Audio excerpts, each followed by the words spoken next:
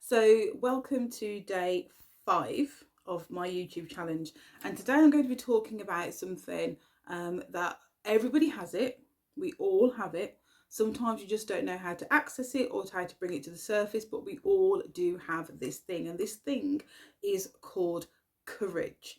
So, I'm going to tell you what it is, and I'm going to be talking about ways that we can sort of bring out the courageous part of ourselves. So, first of all, um, courage isn't just this idea of someone being brave in the face of adversity, like slaying a dragon. We think of that as courage. Oh, the knight in shining armor. That isn't what I'm really talking about when it comes to courage.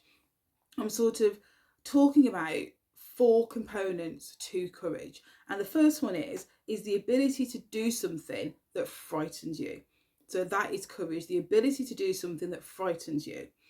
It is strength in the face of pain or grief. So that's another way that we can say that we have courage. It's when you act on your beliefs despite danger or disappointment. That's interesting. These are like dictionary definitions. And it's also the ability to control fear and to be willing to deal with something that is dangerous, difficult, or unpleasant. So that is what courage means. That's the definition of courage.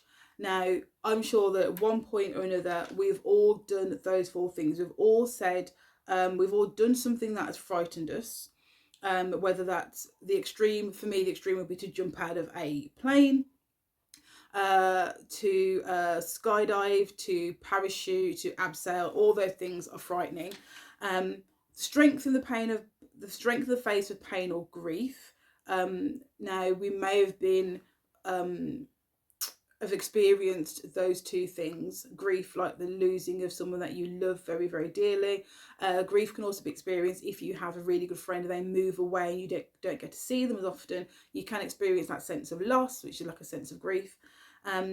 With some of us, maybe have acted on what we believe, and without thinking about it being a danger to ourselves or the disapproval of other people. So we've done something and we've done it ignoring other people's disapproval or their opinions.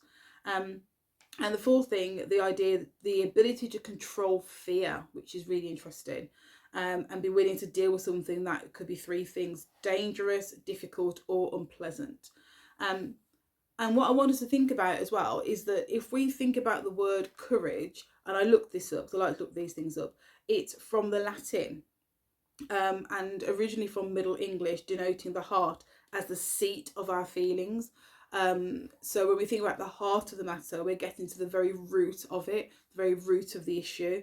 And in Latin, it's from the word cor, from meaning heart. So core, courage, meaning heart. And it means to speak one's mind by telling all that's in one's heart, which I think is a really interesting concept. This idea that you are courageous because you are speaking what is on your heart, what is on your mind, what you're feeling, what you're experiencing. And that is courage. And that really does take courage. Now, we've changed the meaning of courage. We've got those action hero movies, and that person's the courageous one running into a burning building or saving the damsel in distress, and took on this air of masculinity. And what we just need to be aware of is that isn't the original sort of meaning of the word.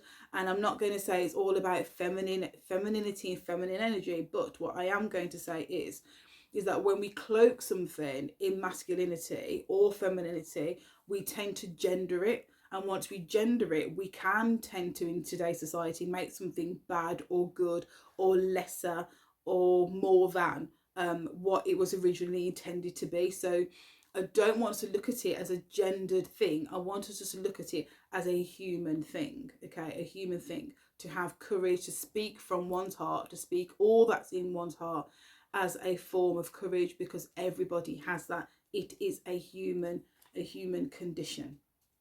Now, if we focus on the Middle English definition, to speak one's mind by telling what's on your heart, then this is where we step into what might be typically considered feminine, because we might say that women talk more than men. And trust me, I've met men who talk a lot.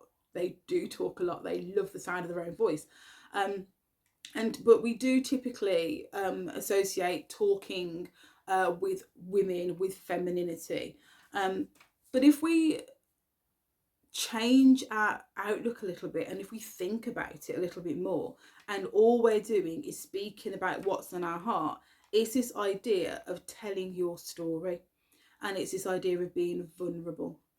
And in a world where we are striving for connection, we're striving for the human touch, being vulnerable, telling your story is a way to connect deeply with other people. And we had lockdown, we've had COVID, we've had lockdown, we have had the social distancing, meeting together in community, that completely stopped. We weren't allowed to do it at all.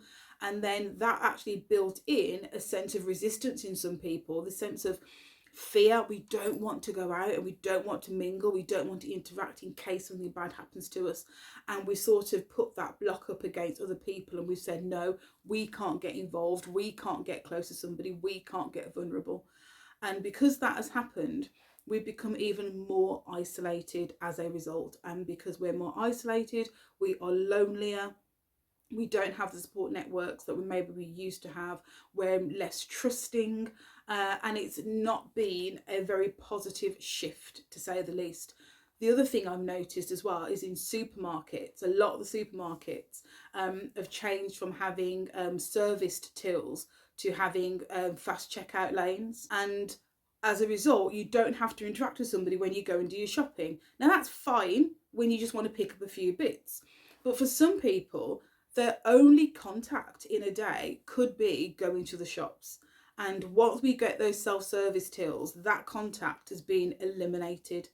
And that's why you sometimes find you might be sitting waiting for a bus, sitting on a park bench, sitting, waiting in the chemist for a prescription, whatever it might be. And people just start talking to you because they really crave that interaction that they would have possibly got elsewhere.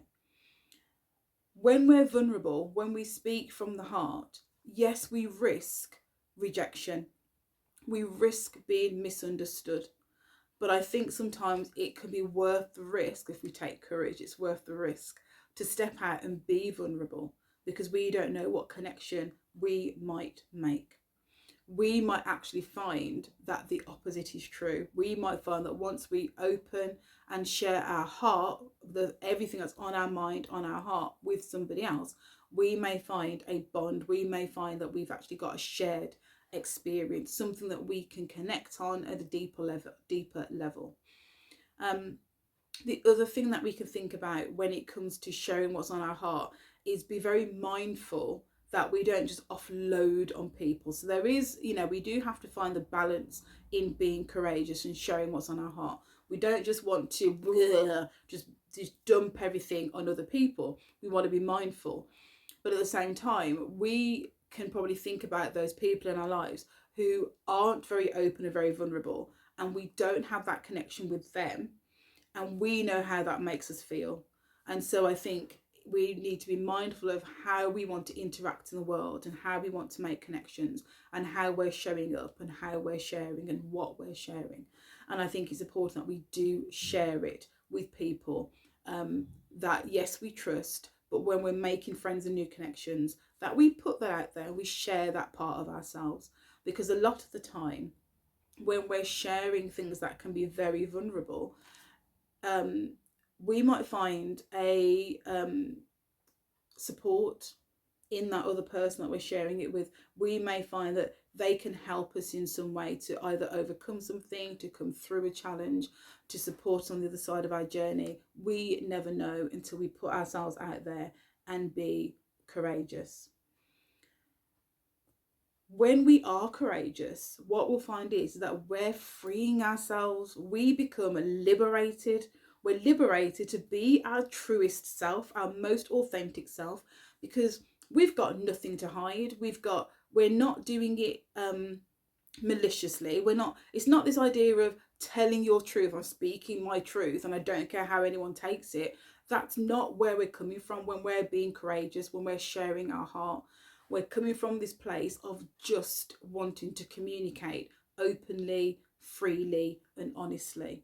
And we just want to be ourselves, and people will relax around you. They'll find it very comforting that you are just yourself. They'll find it very endearing, and you'll find as well that people trust you more because you are just being your authentic, your real self. Your real self is just shining through. And when we are vulnerable, and when we share our heart and we share our dreams and our ideas and our stories with each other, we give the other person permission to open up and to be real and to be authentic and to be themselves. And that can only be a positive thing. It can only be a positive thing. And we can do all of these things without any judgment. Because if I'm going to judge you, why would I expect to tell you my story and not expect to get judged in return? So we have to think about giving and receiving. We have to think about how we're treating other people. So inside every one of you, everyone has a heart. You've got a heart inside you. You've got a story to tell. You've got stories to tell. There's lots of things that you've been through, that you've experienced. You've got dreams and ideas and hopes. And it is wonderful if you get an opportunity to share some of those things with somebody that you trust. So this idea of being courageous isn't about doing this massive act of bravery out in the world, and you're lifting up a car and taking it off someone who has just been hit in the road. We're not talking about a massive we're not talking about heroics here. That's not what we're saying. We're really bringing it back, dial it in to the inner man, to the inner person. And we're thinking, okay, am I speaking my truth? Am I sharing from my heart? Am I being real, open, genuine, honest? Am I allowing the other person to see me? Am I developing relationships here? Or am I being closed off and defensive and not allowing other people an opportunity to see the real me? So just to recap then, in terms of being courageous, we all have it because we all have a heart. It's there. It really is there. We all have a heart. And yes, some of us may have been hurt. And yes, some of us may want to shield and protect our hearts. And we should be protective of ourselves. But at the same time, we should attempt to also be open. We're walking a fine line here. It sounds a bit contradictory. Protect your heart, but also speak from your heart, be open and give. But we want to trust that when we choose to have courage, that it's going to land the way we gave it out. And if it doesn't, that's not on us, because we're going to give it from the right place. So courage is, and we all have these 4 things. Courage is the ability to do something that frightens you. Doesn't matter what it is, you have that in you. It's strength. So you have this inner strength in you in the face of any kind of pain or grief. You do have this deep strength in your core, in your heart, where courage comes from. You have the ability to act on your beliefs despite any type of danger or anyone's disapproval. And you also have the ability to control fear, which is something I might talk about in another video. The ability to control fear, and you're able to do something and deal with things that could be potentially dangerous, difficult, or unpleasant. You have the capacity to overcome those 4 things. You have the ability, you have the capacity. All of us have it in us. So thank you for watching. I hope you enjoyed my talk on courage today, talking about courage. And if you like this video, give me a like, give me a thumbs up, subscribe would be wonderful. And please comment, because I do like to respond to the comments. I will be talking about